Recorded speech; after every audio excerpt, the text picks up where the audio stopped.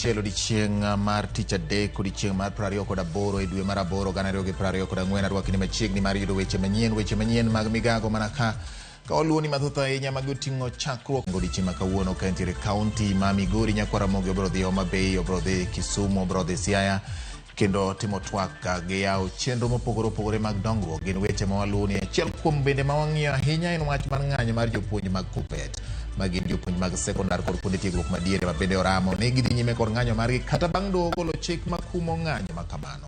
Nyakwaramogi wan gi weche mathoth e odiechieng' ma kawuono, omiyo kamoro amora ma intie bed gi ng'eyo kuom gik matimore e alwora mari kaachiel kod gwenge mani maboyo ka jofwambo magwa bende wabiro tudore kod achiel kachiel ma ng'eyo ni to weche chalo nade. Ka ok kamano, mokwongo wayud thund weche. Jatend piny William Ruto chako yanga limbe mare ma kaluwo kaka wuono go tach e kaunti ma Migori. Koro ka TSC ok nyal luwo chike ma doho ogolo, wambe ok wadhi luwo chikno because strike marwa and protected by the law. Jopuonj mag KUPPET dhi mbele kod ng'anyo margi kata bang' doho golo chik makumo ng'anyo margi. Kaunti ma Kisumu olando chenro mar gayo guonyo mar Mpox donjo ei kaunti no.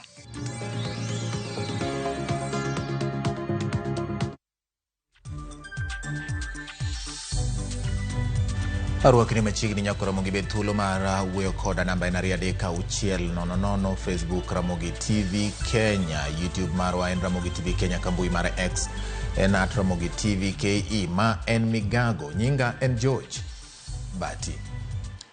Jodak ma Kisumu bende kata bedo gi ikruok ne limbe mar jatend piny mabiro chopo e kaunti ma Kisumu di chieng' mar ngeso ka otieko limbe mare gwenge kata kotieko limbo mare gwenge makaluo limbe mare machakore odiechieng' ma kawuono. Gin kod geno kod dwaro mopogore opogore ne jatend piny ka opo ni biro chopo e limbe mare ma Kisumu ngeso ni Nyakwaramogi. Wan warwako ker kendo wawacho ni ker obiro sama ber ma sama lit ma siasa dhi piny. Wakwayo ker kele kembe moko manopodho Kisumu kaka mondo ndike yudhe mondo mi yudhe gibede gik moko maricho mag kuo mag mecho. Genowa maduong' en ni mabiro ne mar ang'wen nosebiro ka oyawo projects. Koro nakwayo ni okwongo tiekie manoyawo koko chako singnwa moko ma odwa singo. Kendo nakwayo jotendwa ma oyier duto te ka giromo gi rais kigipama to ginyis rais ni japiny dwaro ni manise chako cha kuongi tieki mondo wane olembe koka wachako wayaw moko. Akawo thuolo ni kago erokamano ne His Excellency Raila Amolo Odinga kuom bedo gi rieko matut moparo mondo mi giriwre kod His Excellency Honorable William Ruto. Wuodhi mabiro Nyanza warwako kendo warwako kabisa. Ta wadwa kwayi kaka jo Nyanza yudi round table minyalo go jo hala mondo mi jo Nyanza wan bende wawinjie mit mar olemo ma ji osebedo ka winjo kani machiegni e round table mar bedo e tipo mar president. Nyakwaramogi mano jo Kisumu kaloso ka girito jatend piny ma biro timo limbe gwenge ma Kisumu ngeso ni. Ka wadhi kama koro jatend piny ochako godo limbe mare odiechieng' ma kawuono, jatend piny William Ruto ochako yanga limbe mare mar dala ng'wen e counties ma kaluo kaka kawuono chako kod kaunti ma Migori.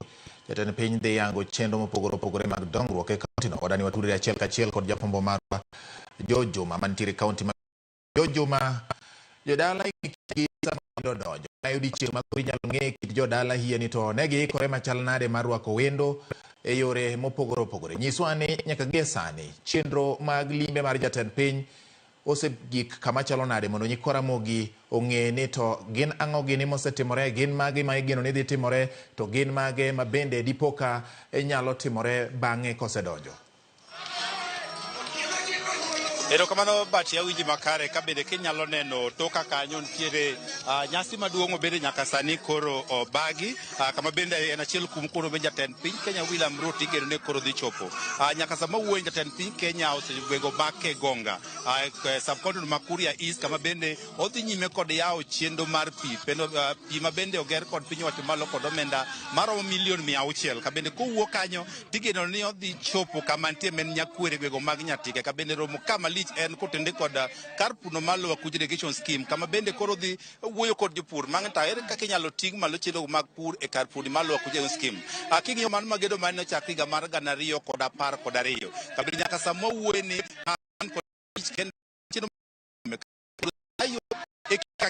ka ogore kod neno ni ka otiyo makar jopur biro ka ywakre moko kuom gi ne ochiwo lopegi kata kamano nyaka sani pok gido chudo mare kabende igeno ni magi moko kuom gigo eko ma bende gigeno mondo winjo kowuok kuom jatend piny Kenya e limbe mare e kar pur mar Lower Acquisition Scheme. Adwaro ni mondo koro achiw thuolo achiel kuom jopur mar Lower Acquisition Scheme mar ng'eyo ni to ang'o maduong' ma gigeno kowuok kuom limbe ma jatend piny Kenya e kar pur ni mar Lower Acquisition Scheme. Adwaro ni chori machiegni ka king'iyo kata mana mapiyo piyo kichakonwa gi nyingi isebedo japur mar Lower Irrigation Scheme kuom kinde maromo nade to chiero mag pur osebedo ka nade mokwongo en Dudunda Stora na retire kaka chief e gweng'a kendo mane chief dalo joka galo fario ga ola long asebedo kan retire e galo fario ga paga berio kucha bedo koran japur maka asebedo ka puro yeka gima wadwoko erokamano ahinya ne biro mar Rais Ruto nyateke ka nikech adwa wacho nu ni ma ja president mobedo piny karito piny mar Kenya mokwongo nyono lop nyateke. Rais Moi nobiro gweng'wa ka nobiro ageng'a dire kata ne en vice president higa 78 ema nobire ka to chako duogo to kalo magi karungo mate en to chunya teka nokonyono kaka Ruto kawuono biro no. Omiyo mayu maduong' mwakao kendo mwang'eyo ni wabiro yude konyruok kaka jonyateke. Kadhi e wach mar irrigation scheme ma okelo jatelo ka kendo mwachunge ka mondo bi one sani. Wageno ne obiro temo mondo o implement nwa irrigation scheme ni mondo bed fully. Sani irrigation scheme nigi hectares 18 to sani wapuro mana hectares 5 kende wapuro. Modong poko temnegi implementations kendo poko gino miyo biro neka wageno ni gini kori biro yaw wan manage block achiel en ma block 3 kende to blocks go wan go nyaka blocks mar 8 koro block 3 kende matiyo modong blocks 16 go poko chako tich. Wakwayo ni ka jatelo no biro to biro keto mondo pur kuonde ge te malosi maywaye pi ma blocks gi biro dhe kendo matiyo te omiyo ne kawo sana ne kendo weche machudo achiel kuom weche mose kendo kar pur ni jomano chiwo lo kendo machudo ni bende udhi wuoyo koso ni utie wuoyo chudo nitie ndo nyocha jo National Irrigation Authority obiro yirwa ka magi chako ni mondo ji otim verification baji osechako verification no koro jatelo biro yudo ka koro nyochunge kirito kode block a block timo verification mare. Koro waparo wageno ni Ruto kobiro kama ma president mobiro go wang'. Waparo ni chudo no ibiro tim kendo ibiro loso kwa geno kamano. Nikech waparo ni chudo no en gima muhimu nitie jok mano kawo puothegi pok no chul nitie jomoko be mano osechul gi areas moko mano osechul. Omiyo waparo ni ka president obiro amuru joge wage ma pur biro timore.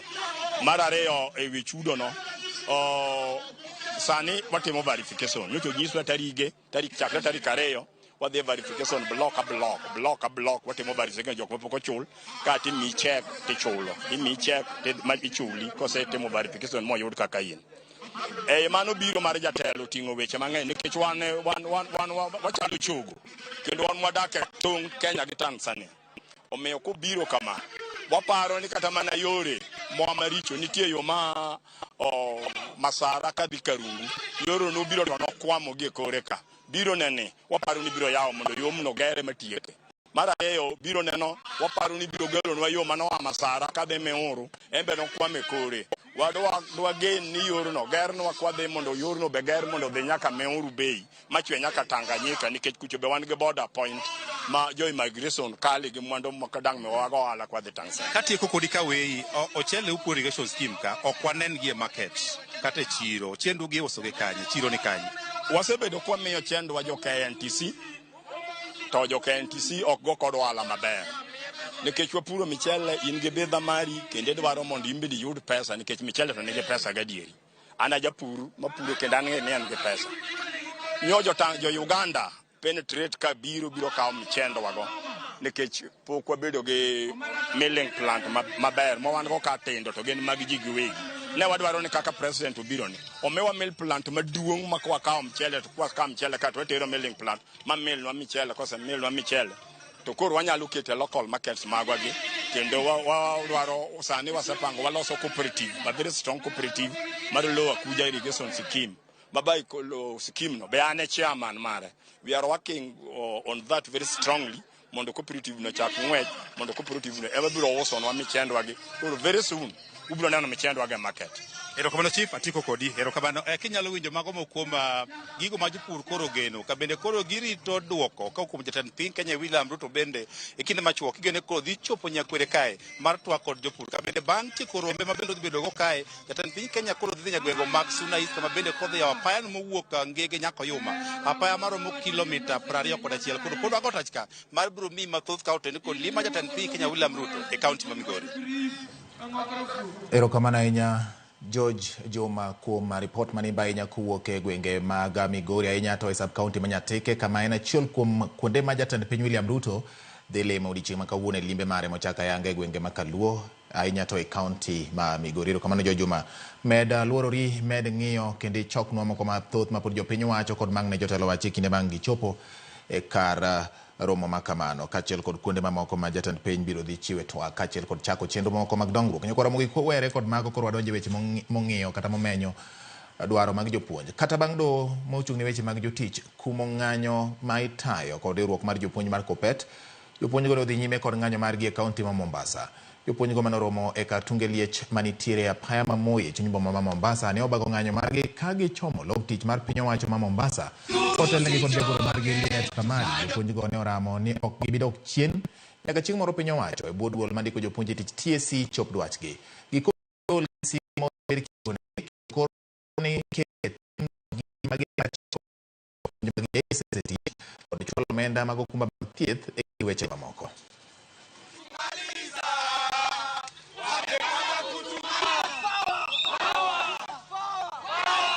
Mahakama ilikuwa inazuia mgomo ambao haujaanza, ule ambao unanuiwa kuanzishwa. Lakini sisi mgomo ulianza tarehe 26. Hiyo maamuzi ya mahakama haituhusu sisi kwa leo. Jambo la pili, tuko hapa kwa sababu ya haki yetu. Tulikuwa tushapewa bilioni 17.5. Hizo ni pesa zetu ambazo nitakana ziwe ziko mezani. Mezani tunataka CBA ile ya 2021-2024 waweze kutuongeza pesa zetu, maana ni haki yetu. Naona kwa ya kwamba we have received reports that zile chronic medication for chronic disease for teachers, it is no longer being provided by the Minet hospitals. So tunaomba serikali iwe hii because tumechoka kuzikana.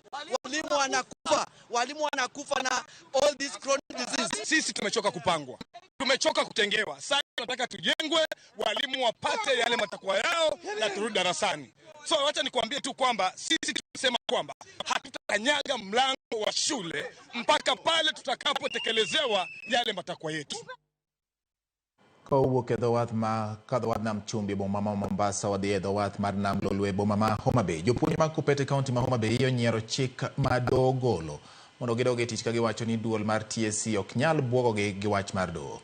Tend Kopet e kaunti no koni ng'anyo margi biro dhi nyime nyaka chieng' moro piny owacho ketie tim dwaro duto mane Kopet oseketo negi. Jopuonj go manobago ng'anyo margi e boma no ogonyon ne gibiro mana winjo ote mar jagoro maduong' mar Kopet Akelo Misori kendo chik madogolo ne ok nyal buogogi kata matin.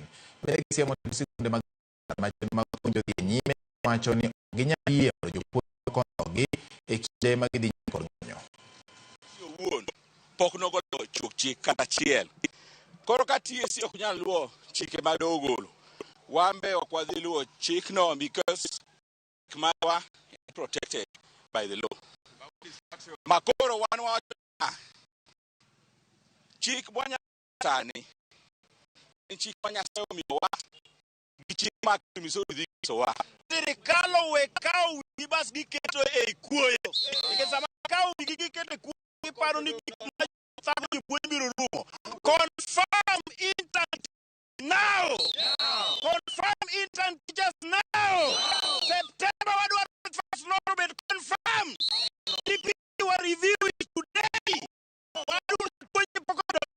pesa mawuoke. Mshahara no wadware bank sani. Wadwaro mshahara ne bank sani ok wabiling. Mang'eny do oseng'ado weche mang'eny ne jopuonj machalo kaka confirming the SS machalo kaka the 50-60 ndalo mokalo machon to pok waneno ka gitimo kamano. Koro wan kaka jopuonj kawuono wawacho niya, let them set an example. Gikwong chikitgi magitimo do osewacho ndalo mokalo ka wan kaka jopuonj mapet ma Kenya ka otimo kamano.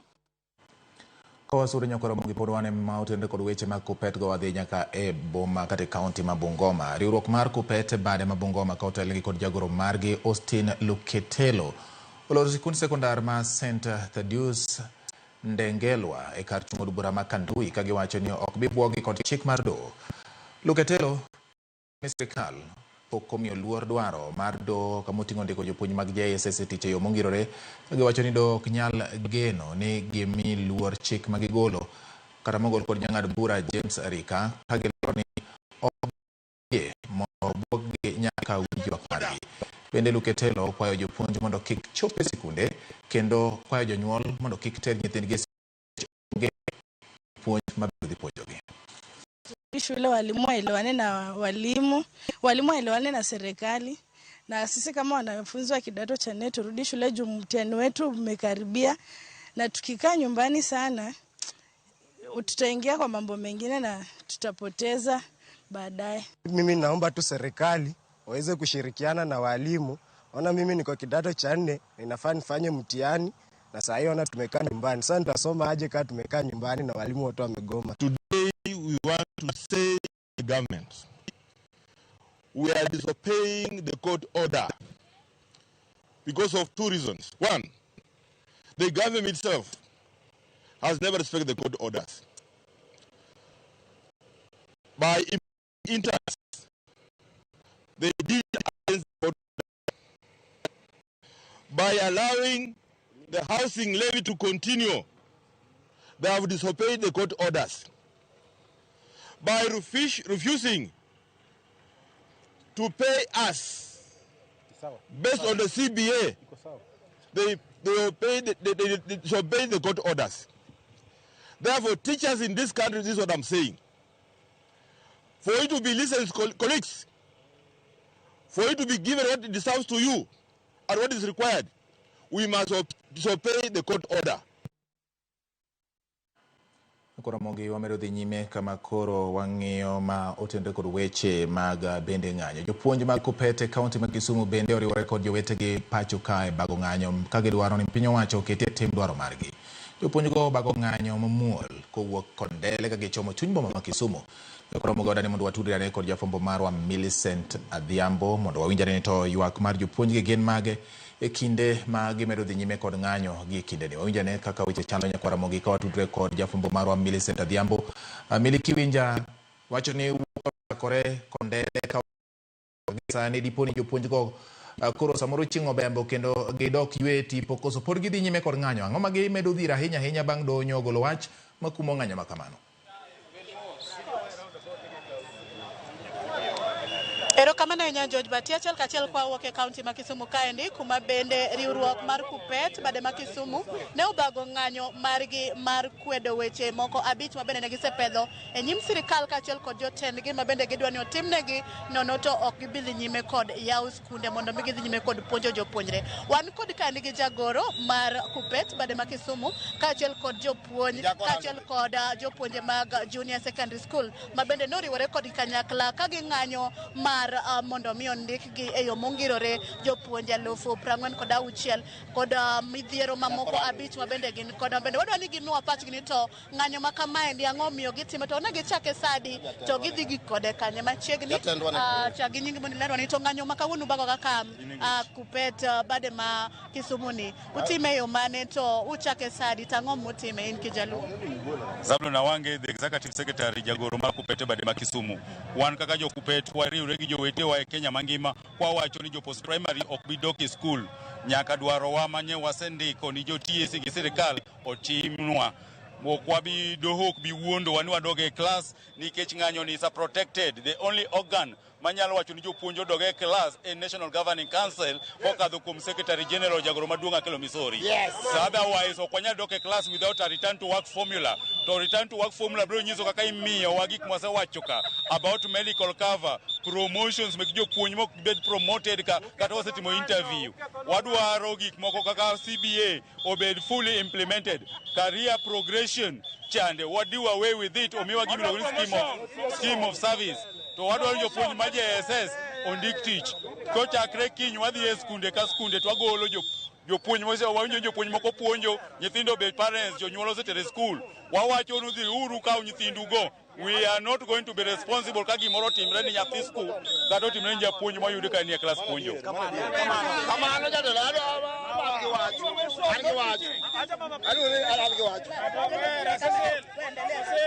Iluonga ni Priska Obuya, ane treasurer mar Kupet Kisumu County.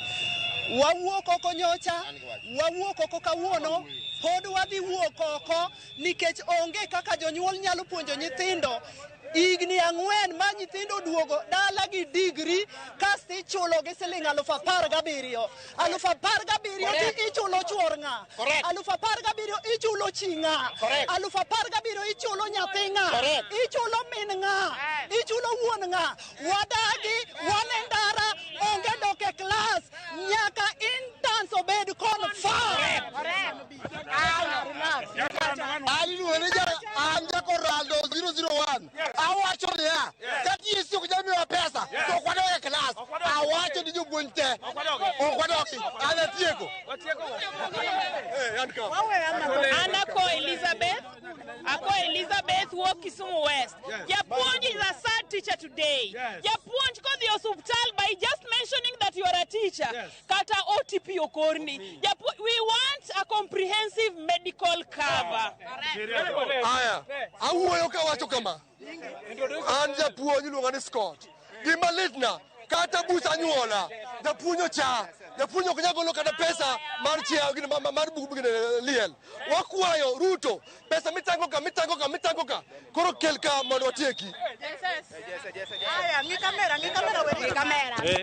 An iluonga ni Duncan. Awuoyo on behalf of jopuonj mane contract miluongo ni JSS. Jopuonj go chandore kabisa. Mokwongo gima wakwayo sirikal en ni mondo sirikal confirm wa PNP. Kata mana katiba mar Kenya wacho ni onge ng'ama nyalo tiyo contract more than 2 years.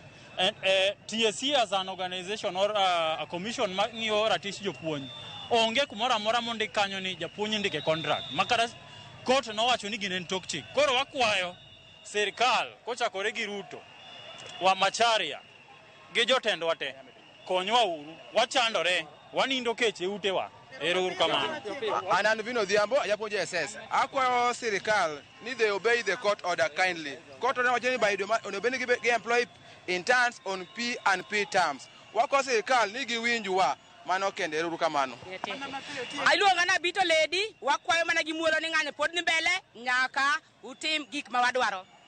For the long time that our employers has joked with the plight of teachers. And we want to speak today that unless our issues are addressed, we are not going back to class.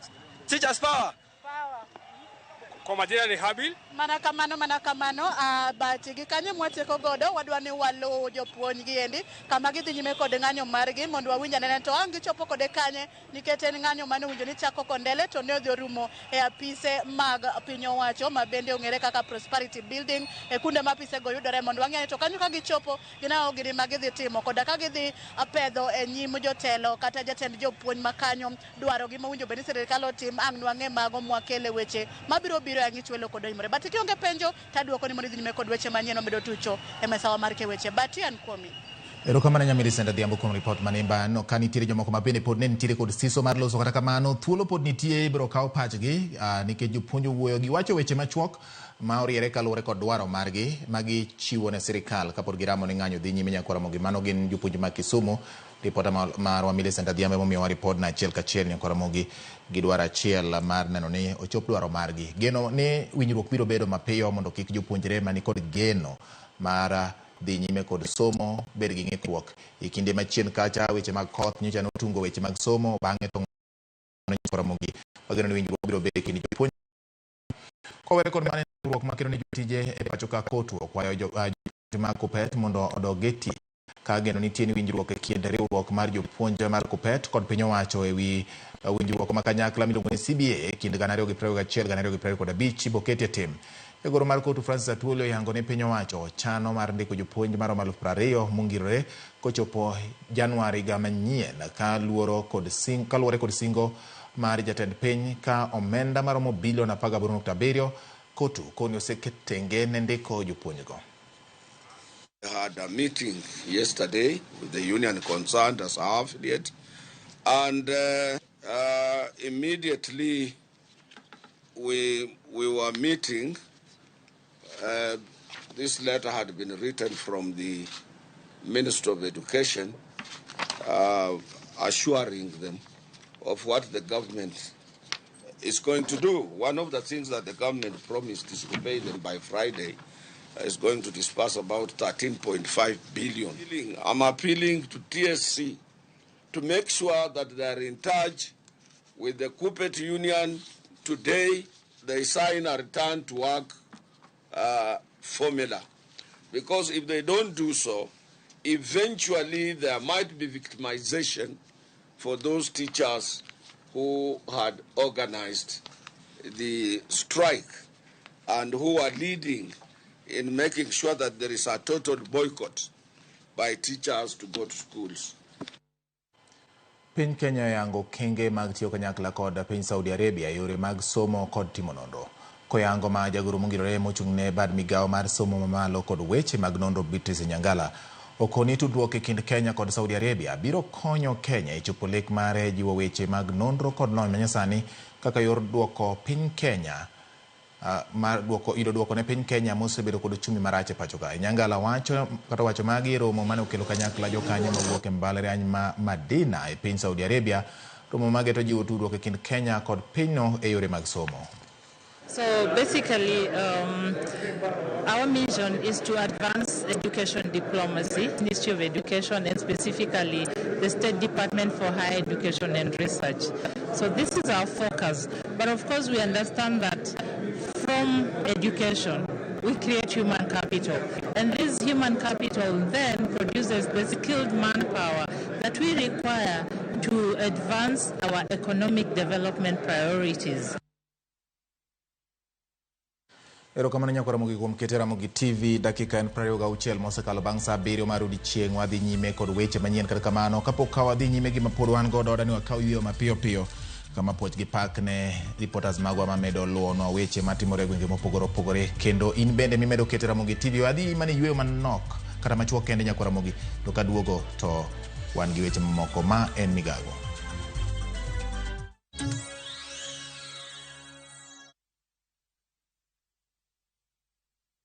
Jipange na View sasa imerudi kwa mbwembwe na vishindo. Jipange leo kwa nafasi ya kujishindia mamilioni ya pesa. Jipange ushinde na View sasa. Bonyeza *487*3# na uweke 50 bob tu au tuma kwa paybill number 724177, account number ikiwa ni nambari yako ya simu. Utapata content na point 50 za kuingia kwenye draw ya kujishindia 50,000 kila siku, milioni moja kila wiki na grand prize ya 3 million shillings. 3 million shillings. Jibambe na content nyingi zaidi, uongeze chances zako za kushinda. Jipange na View sasa. Weka 50 bob tu na huenda ukajishindia 50,000 kila siku, milioni moja kila wiki na grand prize ya milioni 3. Shinda mamilioni. Sheria na masharti kutumika. Imeidhinishwa na BCLB number 0000130.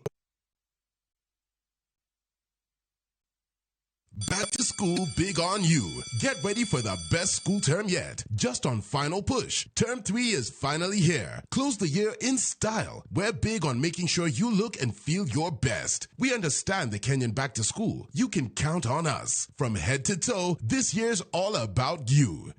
Enjoy all your back-to-school essentials on fully stocked shelves. Best deals and offers on all your back-to-school essentials. Cushion for all your parents' and guardians' pockets. Because we're big on you. Back to school, big on you. Shop now and make this year your biggest yet. Naivas saves you money.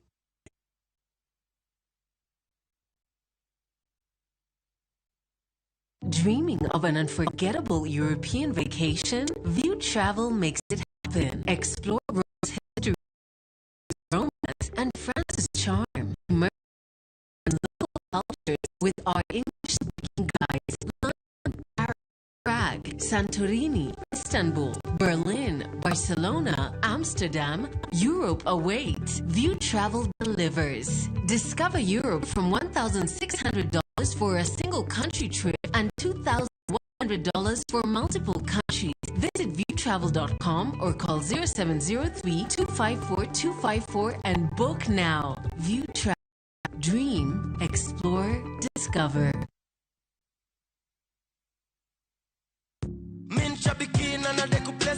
My name's Godfrey Mwirigi Minyori. I come from Meru. I'm a fan of the Aviator game. I learned about it on Citizen TV when I saw somebody that had won the game.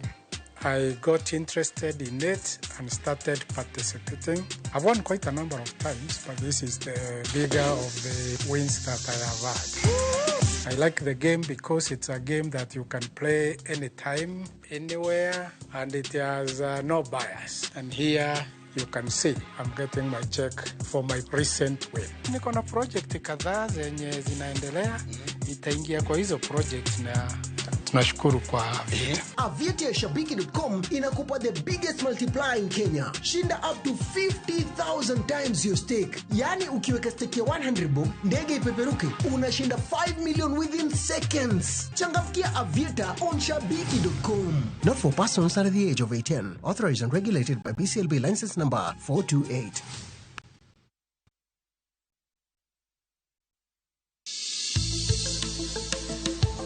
Ngimawa en gima duong' moloyo. Nego beni wang'eyo kaka wadak, korka chiemo, exercise, nindo maber. Wakelo ni achiel kachiel lakteche man gi lony mararieya e weche ngima dhano. Kikwa discriminate ne joma nigi ndulume to tikwa pandgi. Ng'eyo en teko. To kodok korka ngima mar del, bedo gi ng'eyo nyalo kelo lokruok maduong'. Wacho ni kendo Ruth pile ni e penj laktar kaindi. Chiemo watiyo godo mondo wageng' tuoche. Wabiro wuoyo gi ji e yo mabiro mulo chunyi kendo miyo pachi yawre. Obwongo gi del gin ga gigo motimre nade moriwore. Koro gimipidho obwongo mari luwore gi gino mipidho dendi. Riwri kod Ruth Otieno e penj laktar. Wuok tich nyaka tich abich saa 12 odhiambo mane Ramogi TV. Penj laktar. Ngima en mwandu.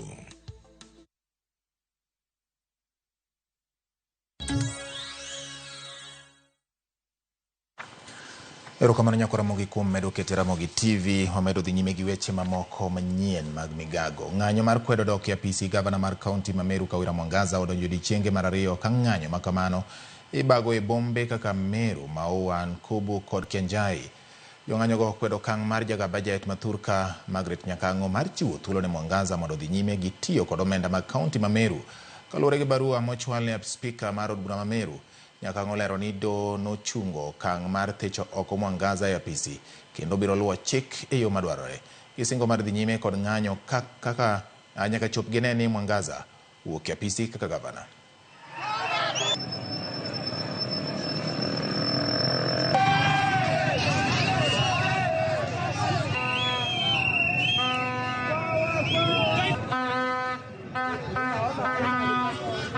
Ukiona vile watu wa Meru wamejitokeza, ni vile wamechoka na uongozi wa Kawira Mwangaza.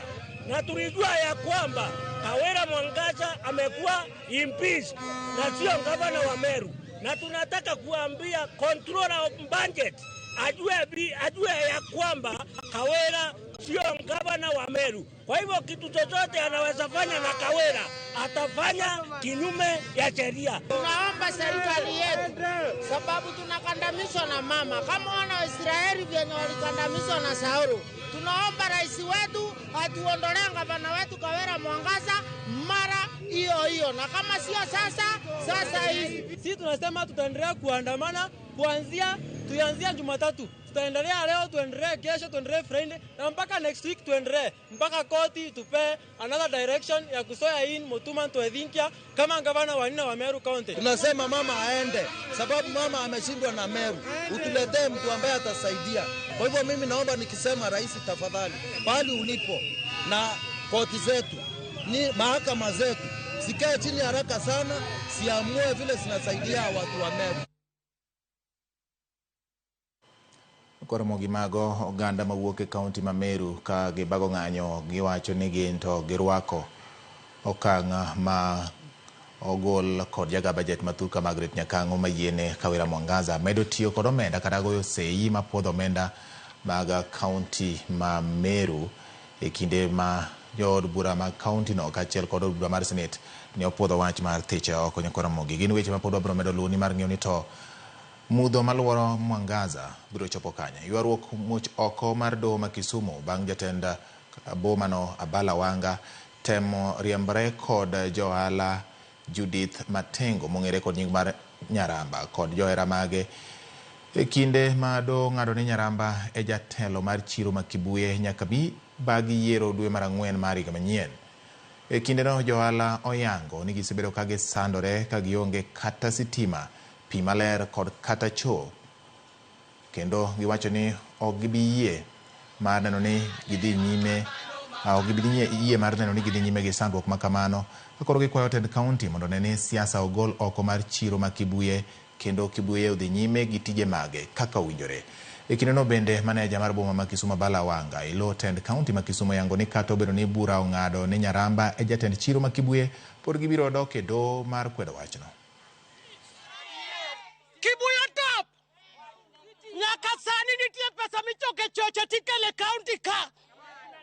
Akwayo profesa ni nitie jomoko maketho nyingi to kethonwa chiro. Akwayi ni mondi wuoth nikech jaratiro. Iero gik madieri. Wuoth mondi dhine kaka Kibuye chal, Kibuye top. Decision ma court ogolo Kibuye, we respect it, but welcome because election kaka court cross wacho April election biro a contract ma onogo Kibuye ok en mar individual, en mar officials ma Kibuye.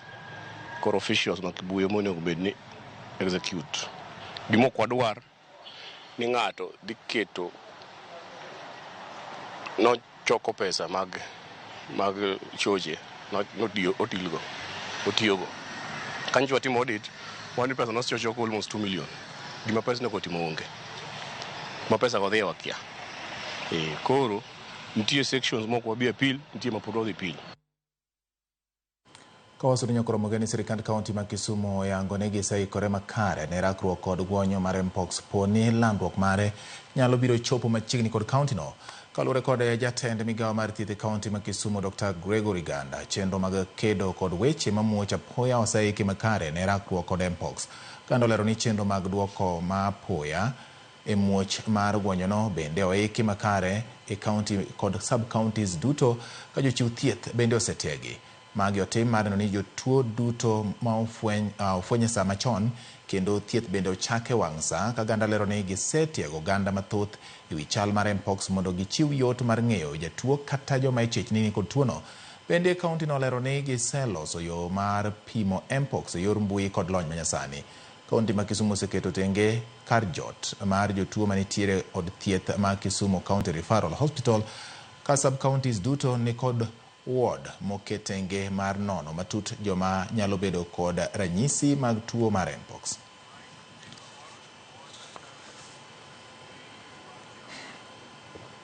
Jodak ma Nairobi ma osebedo kod midhiero mar nok mar pi dhi yudo fuong'ruok bang' tieko gedo mar kar choko pi mong'ere kaka Northern Collector Tunnel. Kar choko pi ma gedo mare omuonyo omenda maromo $9.5 bilion. Igeno ni jumbe ariyo mabiro dhi chako keyo lita milion 140 mag pi ne jodak ma Nairobi kod counties mamoko mokiewo gi Nairobi odiechieng' ka odiechieng'. Kalure kod jagoro mongirore migawo mar pi Julius Korir, kata otogoro no mar choko pi dhi choko pige mawuok e aore moting'o gi Kigie, Irati kaachiel kod Madhioya kendo tero pigego nyaka e yawo Mandakaini ka pigego osethiedhi Kigoro to ibiro kege nyaka e counties ma Nairobi, Kiambu kod Murang'a. Korir wacho ni kata obiro ni midhiero mar pi ok nyal rumo chuth e boma ma Nairobi, chenro no dhi konyo e duoko piny achiedh nade ma osemako jodak e boma ma Nairobi e kinde mokalo gi manyo pi e kinde ma sirikal medo manyo yore mamoko mag tieko chuth midhiero mar pi Nairobi. Water to Nairobi, the rationing will now be reduced significantly because in the plan, Nairobi will take 120,000 cubic meters per day. We leave around 7,000 to Murang'a, another 7,000 to Kiambu, and 7,000 to Machakos. That is Mavoko area up to Athi River. And mainly we are targeting the EPZ because we have a lot of industries that require a lot of water in that area. So this project where we've reached a very important milestone in the life of water sector in Kenya, as well as also for the people of Nairobi. So today really was just to follow through and see how the system is behaving as water is injected into the system. Kawasuri nyakora mugeni njore maomanre kod gige lweny ne omonjo kambi kunyo mula moro e kar chung'or bura mar Rieda kendo yombo gige tich manengo giromo milionde modhuro. Njore no manotimore okinyi e gweng' ma Ramba e Asembo Central ne omiyo jorit mag kambi no mong'ere kod nying mar Amlight Resource Company ma ochung' chenro mage gido ne oringo ma olal. Kalure kod maneja mar kambino Amos Barasa wacho ni ma en tielo mar 5 ma kambino osemonje higa ka onge chik moro amora ma osekaw ne joma timo monj makamano kata bed ni jonjore go gin jomong'e. Gini tagi uwi ago jalego biro kora buoge los kama kech mucha onge kata muya kata chiel mondo dhi alos gi jalego tang'o manotimre ng'ani otimi nadi mimuko ne gireni to dhi wuodho oelo bwo mtok but mar motoka en go pengni kanyo gitarimbe gi nyundini ogolo pala kacha to nyikwayo rasera prapo dhi ouke mo pande no lal go no mo kaneno pande no ochopo kawuono gokinyi I realize ni wall lwar imuko koro wan ne wadhi nyime gi our business as usual to realize ni wall inabomolewa. I had to escape with my colleagues and as we were going out the wall is already down and now they were coming in. Now they spoiled everything and it was all in all they destroyed everything within the compound. They looted and they went with all that they could manage. The area that is surrounded with the perimeter wall, there is a court order that has stopped any form of evacuation, any form of mining. Invaders have invaded that open ground, dug tunnels. There is no mineral on that side. They have dug a tunnel that is coming now to the area of Amos that has been barred from any form of excavation. Kalore kod medruok mar kuo apiko gima koro kelo luoro e chuny jodak ma Bureti e kaunti ma Kericho. Jodak e alwora mar apaya ma Ngona igi ne owang' momiyo gikawo chik e lwetgi. Ne gimonjo kendo mako achije moko 2 ma iparo ni emotelo ne grup moro matayo kuo makamano kendo tero gi e tesend obila ma Kabartegan. Kalore kod johala mag bodaboda e alworano, apiko moyo aparo sekwali thuolo machuok mokalo. Koyango wachno, ruoth mag gweng'no lero ni Leonard Rugut lero ni weche mag kuo mag apiko e alworano sani omedore kendo giyudo ote kinde ka kinde e wi kuo makamago, kosingo ne jodak ni obila temo matek mar kedo kod njoreno. Sema ukweli hao wametunyanyasa sana, pikipiki mingi sana zimeibwa kwa muda mfupi yenye ilienda. Muda wa miezi moja yenye imeenda, pikipiki karibu 15 na juu zimeenda eneo letu la Bureti kwa kuipiwa. Sasa leo tumepata hawezi, those are the culprits yenye tulikuwa tukiwatafuta na leo tumewapata. Kila siku pikipiki inaibiwa, zingine zinaibiwa ikibakiwa kwa barabara, zingine zinaibiwa ikiwa ndani ya nyumba. Hata yenye ametusangasha leo ni yenye ilipiwa kwa nyumba, yenye watu wakiwa analala, pikipiki inaibwa nyumba lao inabomolewa. So hiyo ndio shida kwetu. Leo tumeshika wawili ambao pia wao ni suspect. Si ati ni watu wenye wako criminal. Wengine wachina yao kwa kusave kwa namba yao ya simu inaitwa engineers. So engineer ya kuiba. Si engineer ya masomo, ni ya kuiba tu. Ndio naye akaweza kusema kwamba kuna baadhi ambao wamekuwa wakihusika nao pamoja, na hapo kijana mwingine naye pia akapatikana, na yeye ama hao wawili kwa wakati huu ndio wako ndani ya police station ya Kabartega police station, na polisi wamechukua hiyo mkondo wa kufanya uchunguzi zaidi.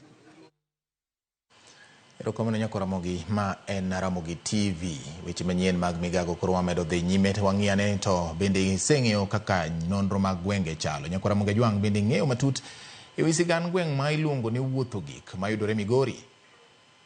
Gweng' ma Wuotho Gik en achiel kuom mago ma nyingegi ni kod tiendgi, kendo chakruok margi bende osebed ka itemo goyo mbaka. Jafwambo marwa Millicent Adhiambo miyowa ler mar Wuotho Gik e chenro ma kawuono mar ng'e gwengewa.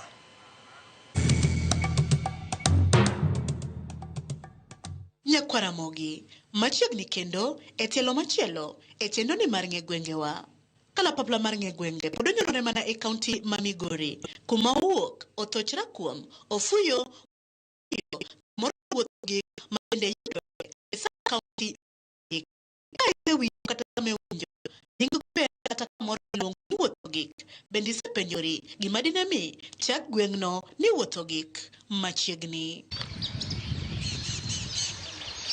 Mana kaka pile wacho kod paro mopogore ewi kaka jogweng' lieko kotenore kod nonro mar nying mar Wuotho Gik. Gimomiyo ka iluongo ni Wuotho Gik manyiso ni kae kuma Wuotho Gik godo. King'iye ineno kayo katoke koni onge kendo gima chielo manyalo chako timore machalo ndara manyiso ni name mantiere toke kono, mano momiyo iluongo ni Wuotho Gik. An ka biro ka to nikech nen name mogik kacha, nikech ok inyal wuotho koro kia koni michaki kal, ma kikalo to idho mana yie chomo Migingo. Koro emomiyo nokete ni Wuotho Gik, ma kiyaka to koro gik mane ipi. King'iyo kaka wadhi ka name mogik, onge kuma chielo michaki dhi, ma kidwa ni dhi mbele nyaka chuni ma nyaka dhi mane nam. Koro onge lo ma chaki nyono kidhi mbele. Kae kumogik maonge kumachielo michaki ringo, kinyalo tiyo gi gari to kae migike maonge kumichaki kale. Koro giminyalo tiyo go kendo mondo midhi kumachielo, inyalo tiyo gi yie a part of transport. Kidhi Uganda inyalo tiyo gi yie, kendo kidhi Tanzania kendo inyalo tiyo gi yie kidhi nyaka Homa Bay, kata inyalo tiyo gi yie kidhi Migingo. Mano ema iluongo ni Wuotho Gik. Bang' winjo paro mopogore kaka jogweng' oselieko ewi kaka giparo gima dine mi chak gweng'ni ni Wuotho Gik, Nyakwaramogi we koro wawinjo ni adieri mar wach kod kukune kotenore kod gima dine mi chak gweng'ni ni Wuotho Gik ma ong'iyone nyaka chieng' kawuono. Nying Wuotho Gik ni en nying manyoro ma jolupo manobiro lupo ka kane gibiro ka gitudore gi kuonde ma giaye, giwacho ni ka ubiro yudo wa Wuotho Gik. Wuotho Gik nikech ne onge kama kendo wuoth ne dhi medore ka dhi mbele. Nam nogik ogeng'o kanyo. To kidhowa ka iluongo ni Mugabo. Mugabo ni ne en akerekeke mane joyiedhi luwo. Joma Tanzania kadhi Kenya, joma Kenya kadhi Tanzania. To kane sirikal obiro kaeri e kama ni kwang'e askeche mane kamoro ni Sori kadhi Sirati Tanzania. Ma kama antie e kinde machon ne en kar jo Tanzania. Ema ne oketo kata ruodhigi mane chokonegi pesa katero kamoro ni Sirati. Koro kaeri en kar tudruok mar yore mane wuothe nam. To nying mar Wuotho Gik ni en nying mokel gi jok miluongo ni jolupo. To wan ne wang'eyo ni en Mugabo, ma joma ne biro ng'iyo udonjo kacha. Koro kanie gibiro giwacho ni gidhi Mugabo mokwongo. Koro ae wach mar wuotho gikni to jolupo gi jowuoth makata joma ne a malo kocha kobiro kogik ka koro onge kamotimre nade odhiye. Mane tiend wuoth rumo makoro nobedo manyien. Mana kamano nyakwara Mogi wasewinjo ler motenore kod nying gweng'ni gimomiyo nochake ni wuotho gik mana kaka oseyangnwa ni kae ma wuotho gik godo kendo onge lo moro amora minyalo nyono. Kae nyaka iti mana gi nam kinyalo chopo e piny machielo minyalo nyono e lo makata an be aneno gi wang'a. Koro wawinj anena ni wuotho gik humbe landore kod wach kata timbe mage. Olandore kawuok e cave mare mantiere. Wantie ka gi cave magolo ji kuonde mopogore opogore. Nwang'o jopinje ma oko biro ka gidonjo e Kenya ka to giwinjo ni cave moro nitiere koni ni Mugabo kata wuotho gik kendo gitimo matek. Gibedo gi gombo mar dwaro bire mondo gibi ginene kaka ochalo. Gima lando wuotho gik en kaka chiko mar rech. Ka en kiluwa mar rech ema dhi mbele kabisa. En kaka waluwo ka rech machalo omena, machalo mbuta, ngege yudore kae e Mugabo kae. Mokwongo gima umelandore godo en cave, machielo en rech mayudore kabisa. Wayudo rech through namni. Wan e tie nam kendo wan e mwanzo mwisho mar nam. E seche ma umbuka moro landore, bende nitiere dongruoge ma gweng'no yudo kokalo kuom humane malandore no, koso kawo oko ema ng'eny.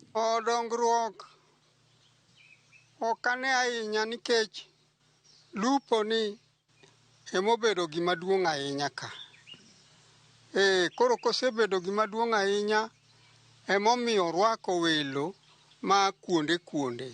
Mier ne nitie gundini. Ineno kaka kidi mabor cha. Mage chiel mane ka gidonjo to mage gedogi koro nyaudi giketo e igi ka giluoro wasigu.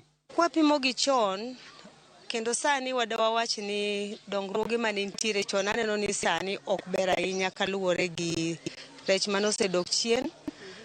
To sani rech tin to kotin ma ni ok onyal dhi mbele odhi mbele kaluwore nikech rech ne mapod wageno kuome. Kwapimo chon gi nyaka sani nwang' ka chon kacha wan kaka jowuotho gik ne nwang' ka ne waonge gik mane chalo kaka hospitende kendo gi nyaka sani serikal mwan godo notemo matek mokelonwa dispensary wantiere godo Mugabo ka. Wuotho gik e nam kaendi ondiko ji mang'eny. Ondiko joma notieko klas 12, jongware yudore iye ka. Koyudore kana rech oya e nam, wanyalo ting'o gik machalo rech kwatero custom, mano dongruok. Aya, mar ariyo bende nambe wanyalo dhi ka tich onge kaka sani tich okosowa, gima wanyalo timo onge nam ne mwategemea. Dongruok monya kwano. Gisa wan chien e dongruok, kata wach ni wangi dongruok maber, kata king'eyo kaka gisani, ineno ka sitima onge, mage dongruok mande wagombo. Opara, ineno ka yore chalo mamalo karaka. Yore richo.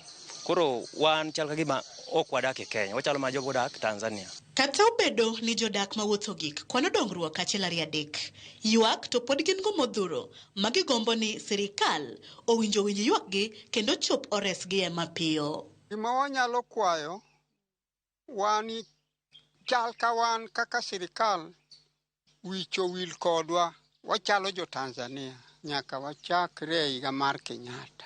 Waonge yo madonjo ka. Chalo ka wan wawegi waonge ng'ama nyalo lando nyingwa ni maoro chalo kama. Chakre higni go duto. Kuonde go duto oseyudo lam. To wan kaka ne ubiro uneno kaka yore richo, sikunde bende pok wayudo sikunde mabeyo. Koro gima nyodwa ting'o nyingwa malo to pok ogernwago en kama ne uneno kebno. To kebno sewache higni ni mondo gere.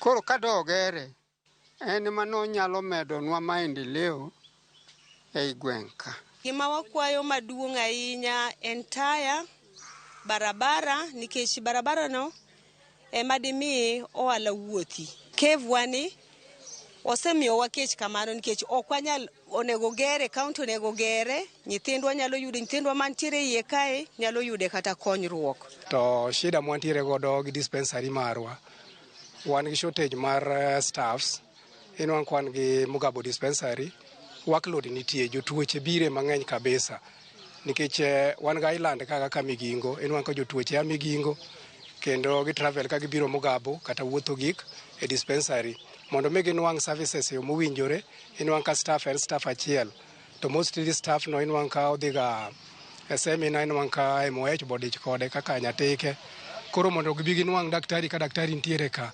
onge koro wakwayo government marwa kochakore kuom MCA marwa opush gin the level mar county government mondo ginega ginyalo medwa staffs Mugabo. Kwayo marwa en ni governor marwa Ochila Yako obiye wuotho gik Mugabo mondo kelnwa dongruok olosnwa para kata king'iyo waonge gi kuonde monya kane rech kulas waonge godo. Ne CS marwa Opiyo Wandayi ne wakwayi nyocho waneno ko oyieri kendo wadwokero kamano ne yier mano yieri godo parwa achiel kuom bich ma Mugabo mondo wan wayudo dongruok machalo kaka sitima maonge kani mondo wan bende wachale kuonde moko kaka e Kenya ka. Mana kamano nyakwara mogi gi kanyo mwachopo matelo mawuoch gwengwa omiyo kide mabor mari Ramogi nikech kae ema juma manyien bende duogo ni kod nonro mar gweng' machielo. Orite masani nyinga Millicent Adhiambo kata kiero inyaluonga ni Nyaboma.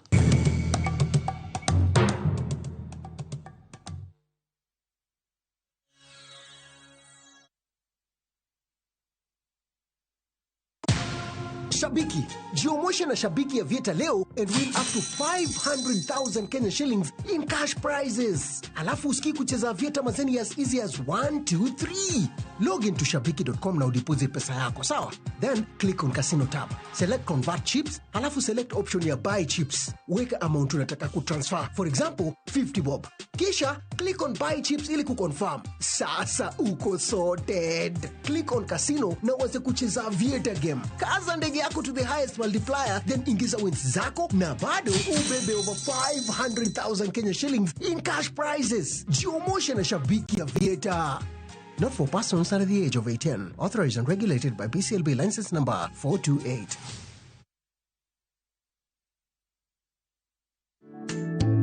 Nimeona ni rehema zako tu Baba, nimetambua ni huruma zako tu Baba, nimeona ni rehema zako tu Baba, nimetambua. Naitwa Victoria Naza. Kupata wimbo huu kama sikiza tuni yako bonyeza *811 *381 #. Kumbuka sikiza na Citizen nyumbani kwa wasanii wote.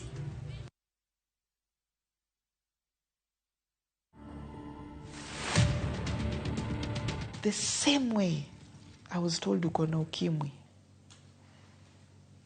this person who's giving me my results tells me you have cancer without counseling. But because I have HIV, they had to remove the womb, the uterus, the ovaries, all those things so that it doesn't spread. My name is Sally Agalo, and this is my life journey. To watch this story and more, download the Citizen Digital app today. Kenya's #1 app, Citizen Digital.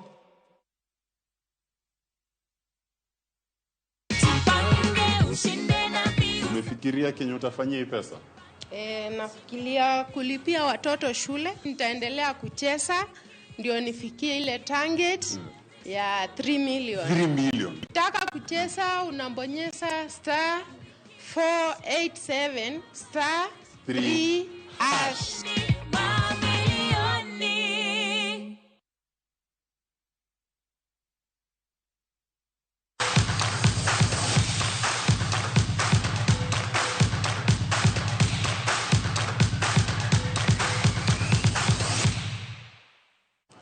Ko donjo weche mag tuke ni klab mar Barcelona idho nyaka thuolo mokwongo